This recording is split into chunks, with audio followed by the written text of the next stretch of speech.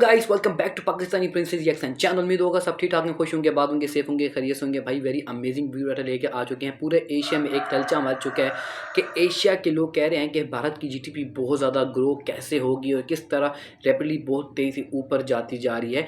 Video data world is shock by India GDP growth number, even government did not expect this. मतलब जो उनकी government भी थी वो भी अपने आप पे एक्सपेक्ट नहीं कर सकती थी यार कि हमारी जीडीपी ऊपर एकदम जाएगी और इकोनॉमिक में बहुत बड़ा फायदा होगा। आपने स्टार्ट किया जरूर हमारे चैनल लाइक एंड सब्सक्राइब कर दें। आपसे रिक्वेस्ट है हमारी छोटी यूट्यूब का हिस्सा बन जाए। टाइम वेस्ट नहीं करते, कौन स्टार्ट करते हैं। 3 2 1 स्टार्ट।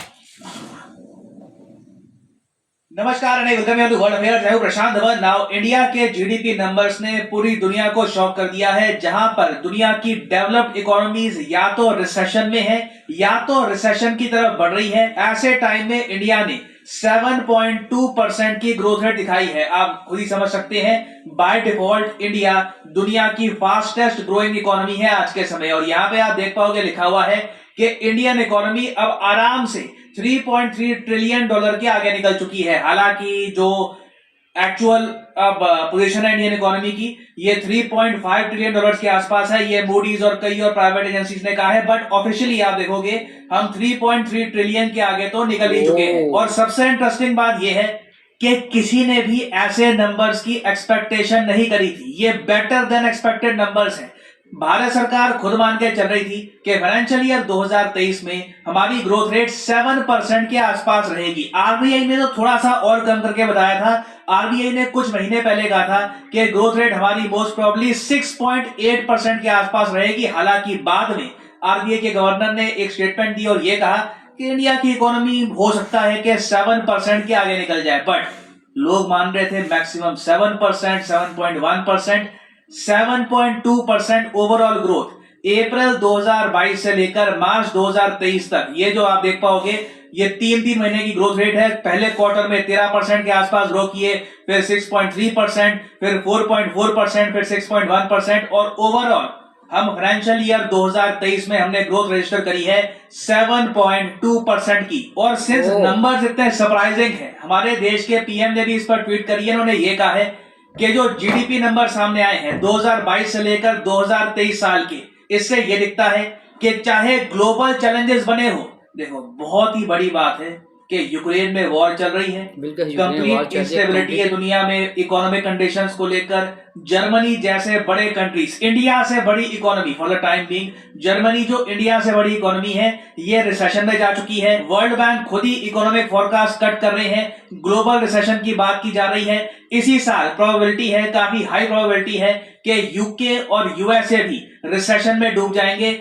ऐसे टाइम में, ऐसे ग्लोबल चैलेंजेस में 7.2 रजिस्टर करना बहुत ही इंप्रेसिव है, क्योंकि दुनिया मान के चल रही थी 6.8 के आसपास। अमेरिकन इंस्टीट्यूशंस तो मान के चल रहे थे कि हाँ इंडिया इतना ही ग्रो करेगा, तो उनकी एक्सपेक्टेशंस को मीट करके फिर थोड़ा सा आगे और पुश करना, दिस इज इंप्रेसिव।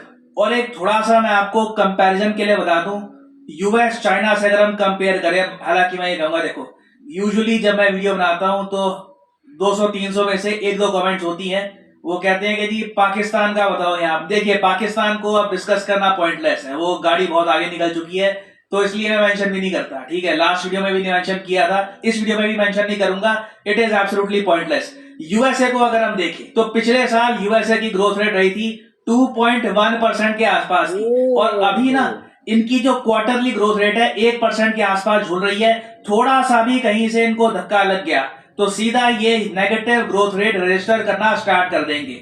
और ऐसा मत सोचना कि यूएस देखो बड़ी इकोनॉमी है तो इनके लिए ग्रो करना मुश्किल होता होगा, नहीं। यूएसए की इकोनॉमी में फंडामेंटल प्रॉब्लम्स है, ये इतना तेजी से ग्रो नहीं कर रहे बहुत लंबे समय से। चाइना भी बड़ी इकोनॉमी है, चाइना पिछले साल 3% ग्रो किया है, और इस साल आप देखोगे ये लोग कह रहे हैं कि 5% की ग्रोथ रेट ये अचीव करेंगे, ये इनका टारगेट है। मान लो 4.5 भी कर लेते हैं तो ये बहुत ही बड़ी जंप होगी। और चाइना इसी तरीके से हर साल यूएसए की जीडीपी को बीट करके इवेंचुअली 2030 तक नॉमिनल जीडीपी के मामले में यूएसए को ओवरटेक कर लेगा। और इसी टाइम फ्रेम में आप ये भी देखोगे, एक्चुअली इससे काफी पहले 2027 के आसपास आप ये भी देखोगे कि इंडिया विश्व की तीसरी सबसे बड़ी अर्थव्यवस्था बन चुका होगा। मगर अभी के लिए ना, इस साल के लिए इंडिया के सामने एक सिंगल टारगेट है, जर्मनी। और मौका बहुत अच्छा है। जर्मनी इस वक्त आर्थिक मंदी में है, रिसेशन में है। इनकी जो जीडीपी है ये नेगेटिव में जाएगी, मतलब के नीचे गिरेगी। ये जो 4.3 ट्रिलियन के आसपास लिखा है ये कम होगा। अब यहाँ पे आप एक क्वेश्चन पूछ सकते हैं कि ये क्यों लिखा है कि आईएमएफ के हिसाब से इंडिया की जो जीडीपी है 3.7 ट्रिलियन हो गई। वो आर्टिकल में तो 3.3 ट्रिलियन कह रहे थे, मॉर्गन स्टैनली 3.5 ट्रिलियन कह रहा था। देखो आईएमएफ थोड़े से आगे एस्टिमेट्स के हिसाब से चलता है, ठीक है, फ्यूचर एस्टिमेट्स के हिसाब से चलता है। तो ये बात आरबीआई भी कह चुका है कि 2023 में ना इंडिया की जीडीपी टोटल आपको 3.7 ट्रिलियन डॉलर दिखेगी। टोटल हमारी जो इकोनॉमी है ये यहां तक पहुंच जाएगी।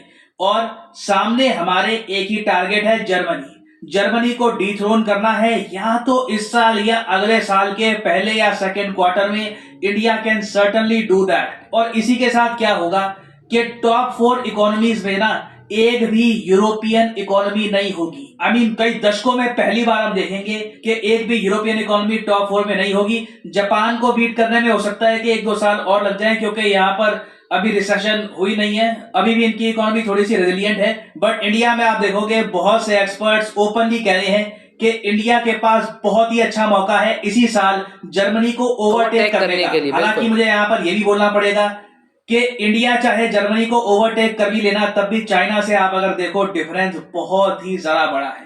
ये 20 ट्रिलियन के आसपास जा रहे हैं। हमारा अभी के लिए टारगेट है 2027 तक के 5 ट्रिलियन के आसपास हो जाए, तो 1/4 नॉमिनल जीडीपी के मामले में हम खड़े हैं। परचेजिंग पावर पैरिटी के हिसाब से हम बहुत पीछे नहीं है, मगर नॉमिनल जीडीपी में ना अभी मैं कहूंगा भारत को फ्यूचर में लगातार कई सालों तक, मैं कहूंगा आई मीन 10 से लेकर 15 सालों तक ना 7-8% कंसिस्टेंटली ग्रो करना होगा।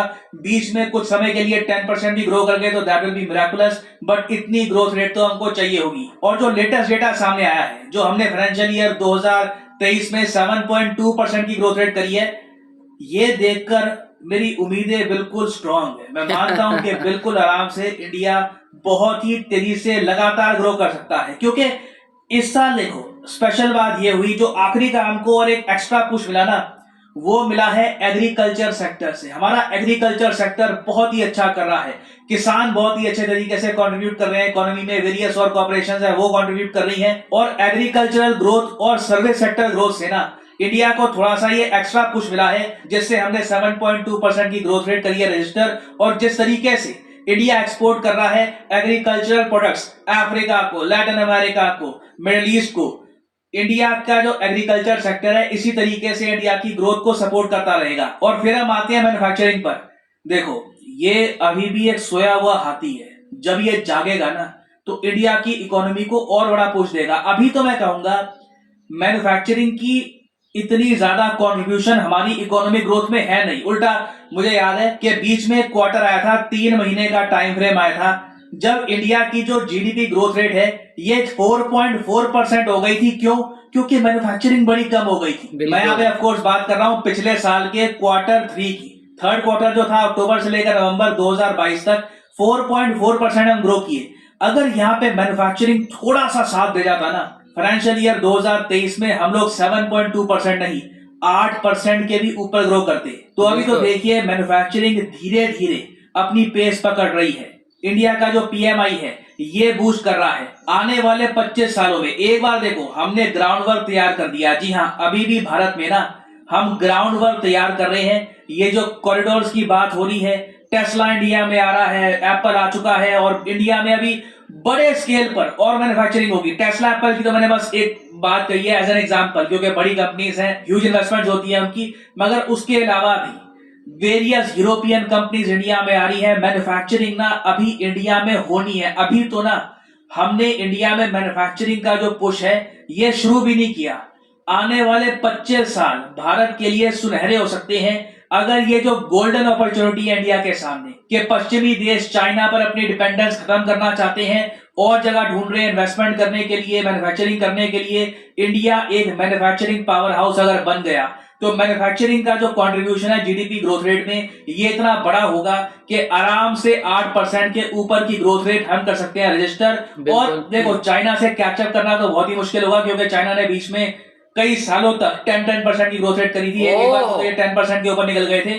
तो चाइना से कैचअप करना मुश्किल होगा, बट चाइना के काफी करीब हम पहुंच पाएंगे। तो अभी देखिए ये जीडीपी के नंबर्स बहुत ही अच्छे हैं। $4 ट्रिलियन की इकोनॉमी बिल्कुल सामने दिख रही है अगले साल तक। It is a huge possibility.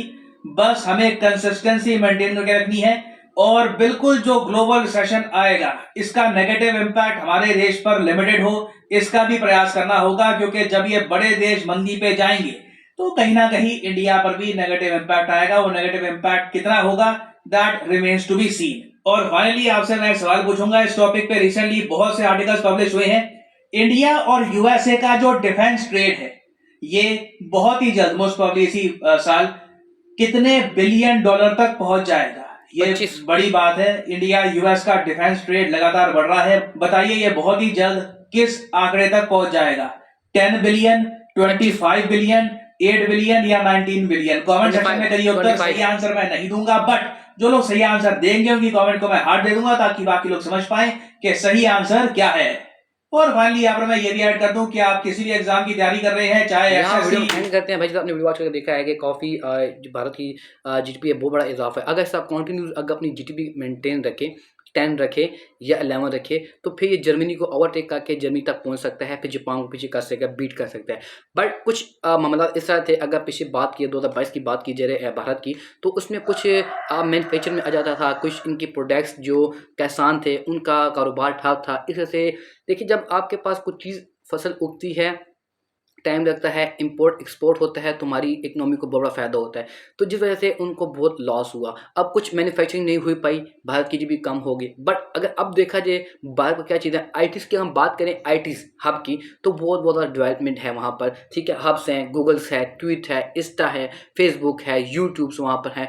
और मज़े की बात यह है कि सबसे बड़ा स्टोर एप्पल का, जो अमेरिका में था वो अब भारत में भी एक खुल चुका है। अब इनके पास अपॉर्चुनिटी क्या है, एक गोल्डन अपॉर्चुनिटी इनके पास आ चुकी है। अगर वो एक लॉन्च कर देते हैं एक गोल्डन सीरीज के अंदर, तो फिर मे भी, अब जैसे कि एशिया में तलते तो मल चुके हैं, मतलब काफ़ी यूरोपियन कंट्रीज भी कह रही हैं कि यार भारत के पास ऐसी क्या चीज़ थी कि जिनकी जीडीपी अप होती गई है। फिर अमेरिका है, उसके जहन भी थॉट रहेगा यार कि इसके पास ऐसी क्या टेक्नोलॉजी थी, क्या मैन्युफैक्चरिंग करते रहे कि इनकी जीडीपी अप होती जा रही, हमारी क्यों नहीं हुई। अगर इस तरह अपना भारत चलता रहा तो आई होप जल्दी ओवरटेक करेगा अमेरिका को भी और चाइना को भी। चाइना को नहीं कहा था क्योंकि चाइना काफ़ी स्ट्रॉन्ग जीडीपी थी।